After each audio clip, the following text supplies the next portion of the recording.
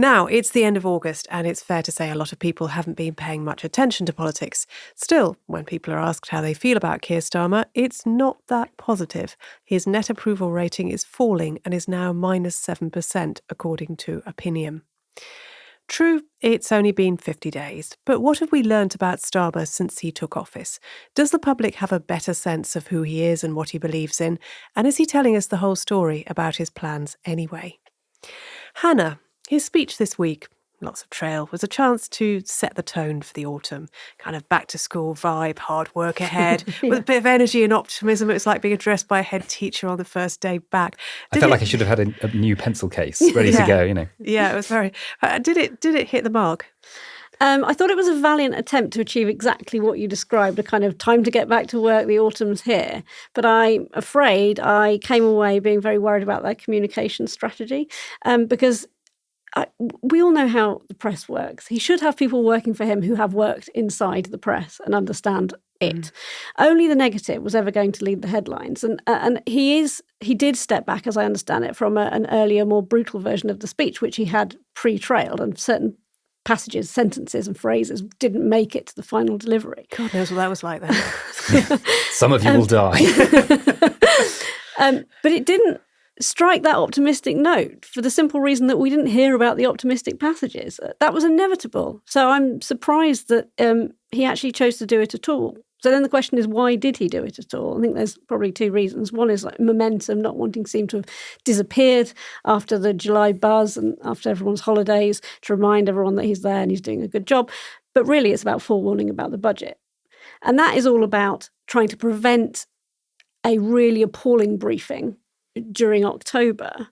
But I think it might have been a mistake because they are going to make difficult decisions. Quote, they're going to raise taxes in October, and that's going to be very hard to swallow for the centre-right, who will be very cross about that.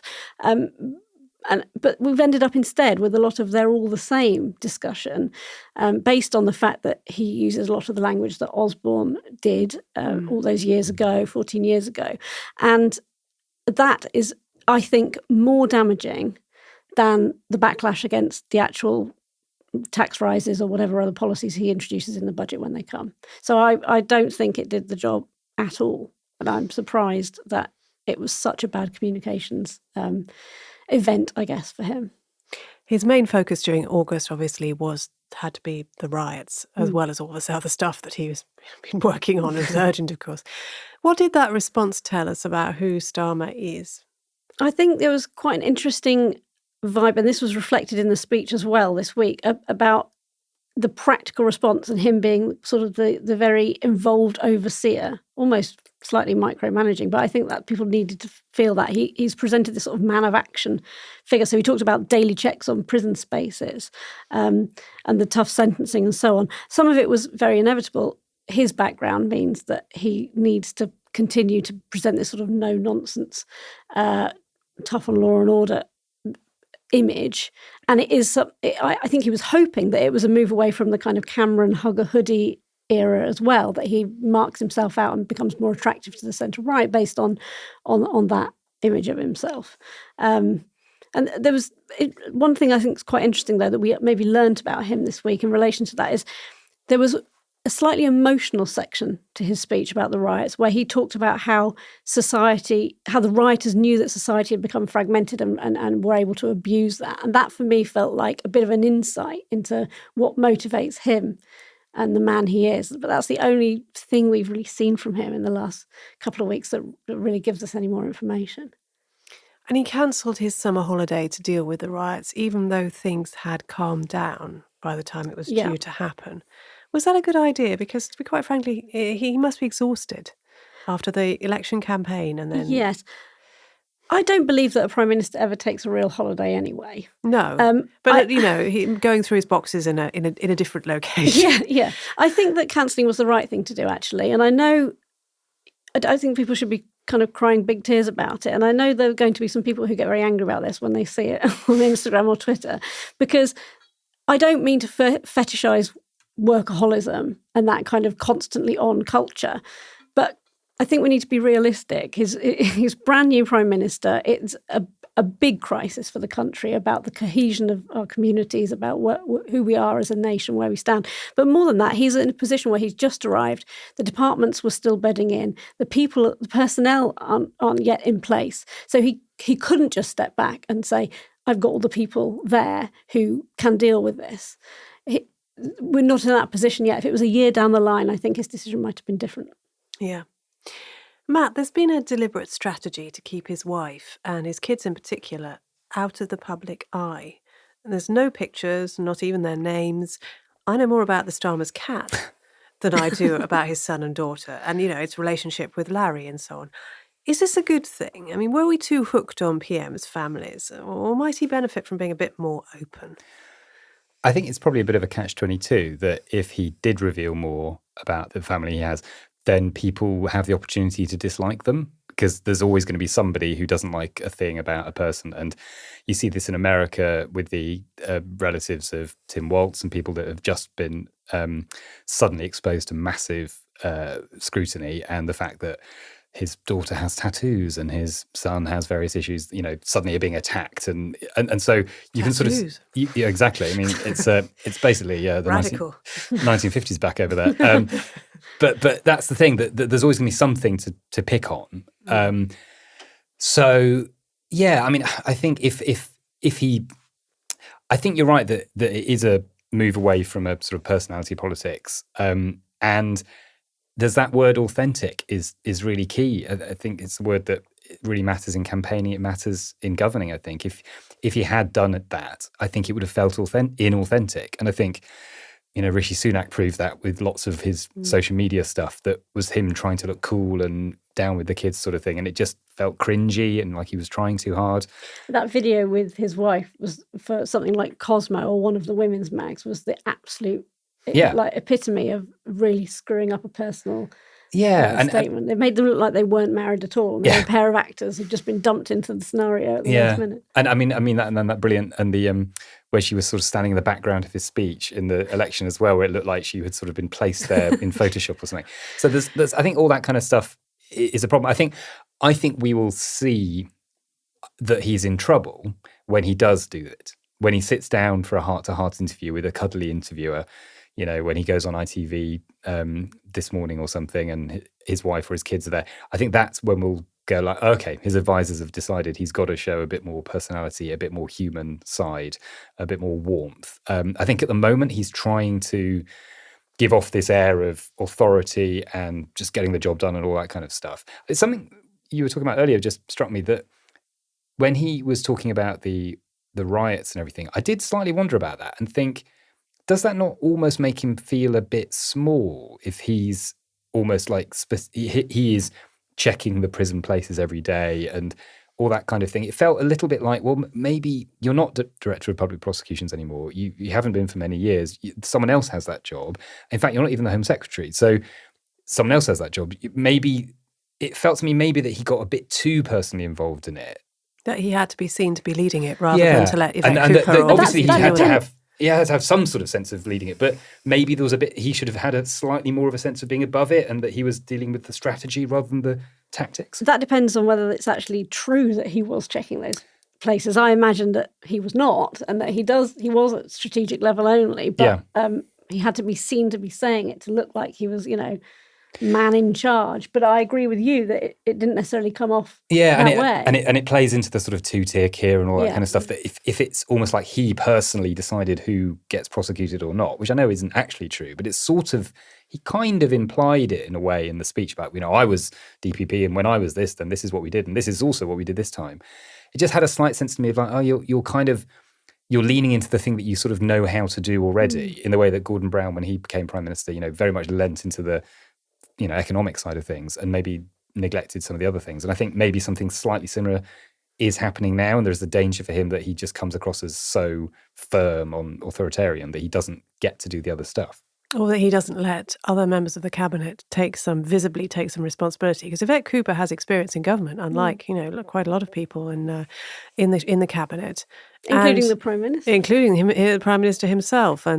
But clearly the decision was taken. No, it's got to be Keir front and centre dealing with this. And I think the Yvette Cooper thing. I mean, obviously, the first thing I thought of when you mentioned Yvette Cooper is, well, of course, there was that sort of ridiculous situation where she was being interviewed by her husband on TV. And I think they've kind of got to sort that out. They've got to, because I think it made her look, again, a bit ridiculous and a bit silly that either she or he or one of them hadn't gone, we can't do this, I can't understand how that occurred. I can't understand at both sides how that occurred. Yeah, how did the commissioning happen at the editorial level, and how did somebody not stop that happening? Was it just someone very junior who did not realise that they were married? But that can't they be true do. of both They know sides. Yeah.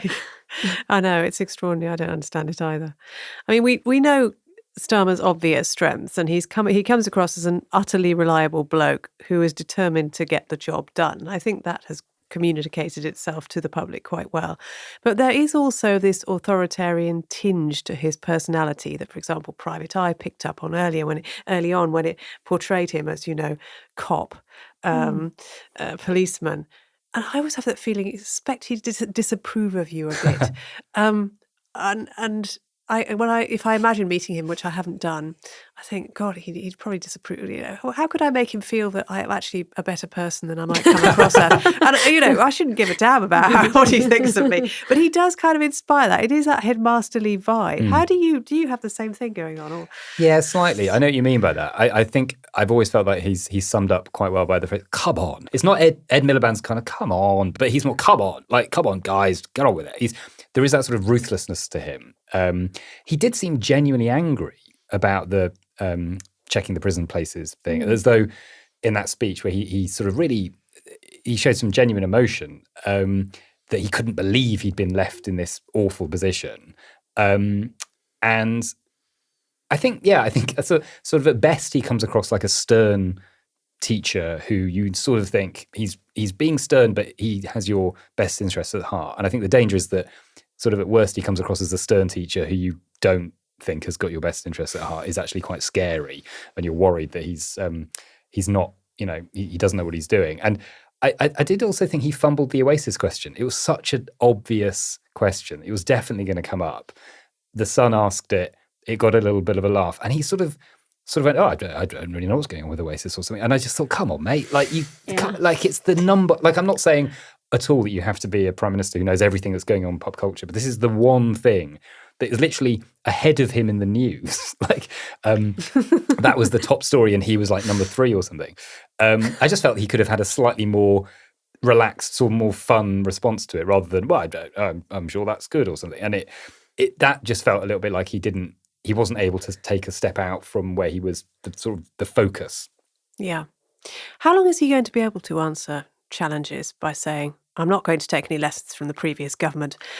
Because it's getting a bit old already, isn't it? Yeah, it's really hard for him and for the government, because it clearly is a big problem, and it clearly is, they have been left in a big mess. However much you want to say they pretended they didn't know or whatever, we all know there is a big mess there. I think it will be for a little while longer. I think probably the majority of the public aren't really paying that much attention at the moment to politics, and it'll take, right up until the new leader of the Tories is elected for them to start maybe kind of getting a bit more interested in seeing what's happening. But I think we're in an interesting place now, because we've got probably a very stable government for the next 2 or 3 years minimum, probably the whole term.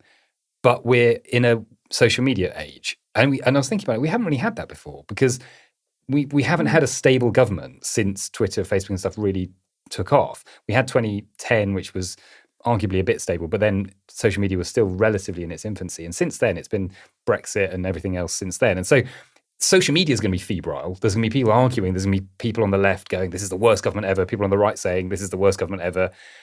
But the actual politics of government might be relatively straightforward.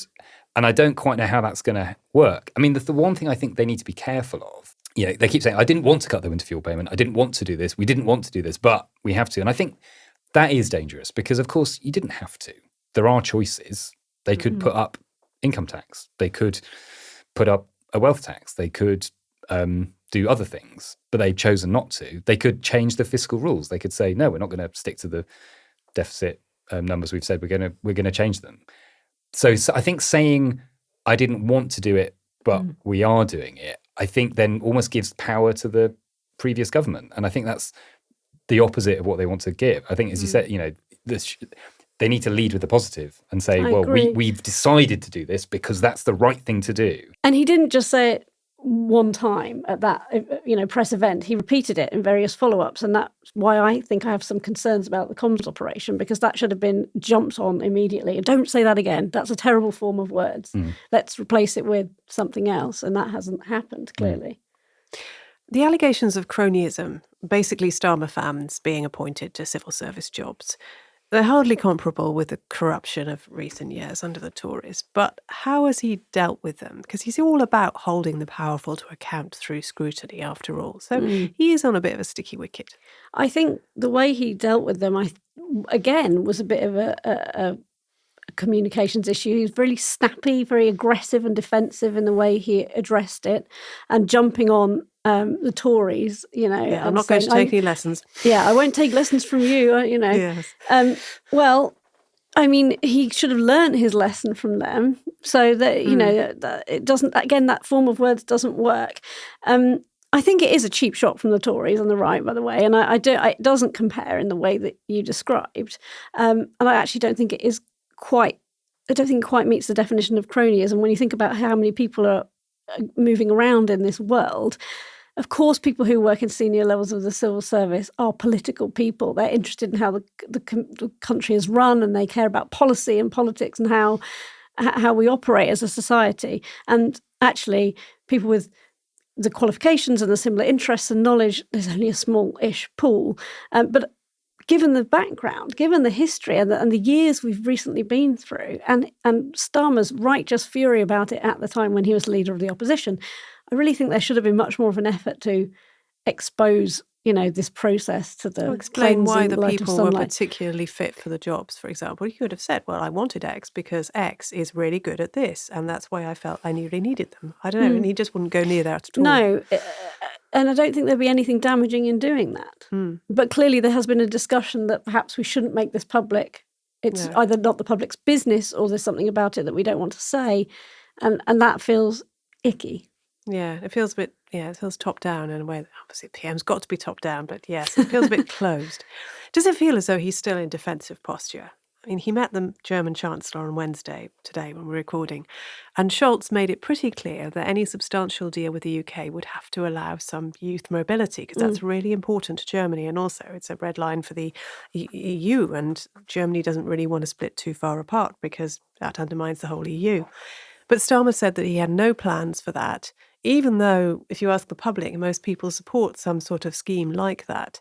Surely a massive parliamentary majority that he has ought to give him some confidence to do more than effectively no comment or no plans. It feels to me like the lack of confidence is about him getting the budget out of the way. It's that they've got this idea that they were all heading towards this big sort of statement of where they stand in October at the point where Reeves stands up and delivers the budget. And from then on, everything else can be unleashed. But that's just pushing everything down the track. And it suggests that he's not listening to the advice of predecessors as well, because there was a really great, if you haven't heard it, it's worth a listen, episode of Radio 4's The Reunion with some of the early advisors and ministers involved in the first 100 days of the Blair government in 1997.